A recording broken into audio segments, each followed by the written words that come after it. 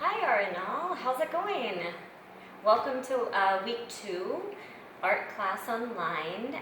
Last week you worked with radial design and you worked with the geometric shapes and you just traced some different kinds of things that you had around your house and you colored them in. Some of you sent me some artwork, which is great. I hope more of you will send me artwork this week. This week's project is going to be about color families. So we've discussed the color wheel quite a bit in art class in the 3rd, 4th, and 5th grades. And the color families are how we learn to talk about color. So you all should have learned the warm colors, the cool colors, the primary colors, the secondary, and the neutral. Some of you haven't had art with me the whole time, so I'm just going to do a very quick little run through. And we're going to use some famous art as an example.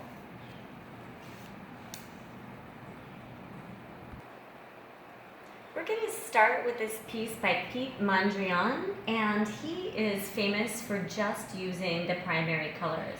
He's what we call a pure abstract artist, and that means that there is nothing recognizable in the picture. We call that art non-objective abstract art or pure abstraction. The primary colors are the 3 colors that you need to make the whole color wheel: red, yellow, and blue.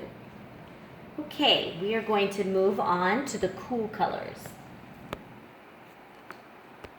This piece is by Pablo Picasso, and you can see that he has used various shades of blue.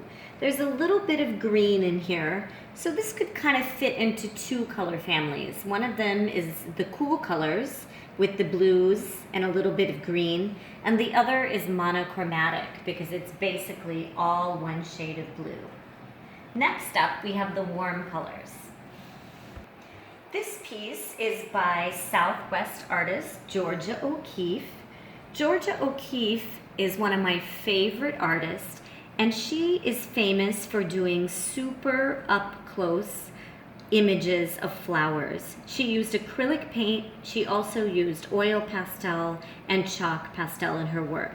You could see the yellow, lots of red. We've got a red violet, and there's a little bit of orange in there. Sometimes a piece that is warm or cool or primary color dominant does have a few extra colors, like this one has white. That's okay. All right, now we're going to move on to complementary. Okay. These are the complementary colors. So these are the colors you find directly opposite each other on the color wheel. We have red and green, purple and yellow, blue and orange. Now all of us see color very differently because of our eyes. So this, to me, this color looks a little bit more of a blue-purple, but some people may see it as a blue and some people may see it as purple. It's supposed to be blue. Okay, so I'm going to show you a picture by Edvard Munch. I bet a lot of you have seen this picture before.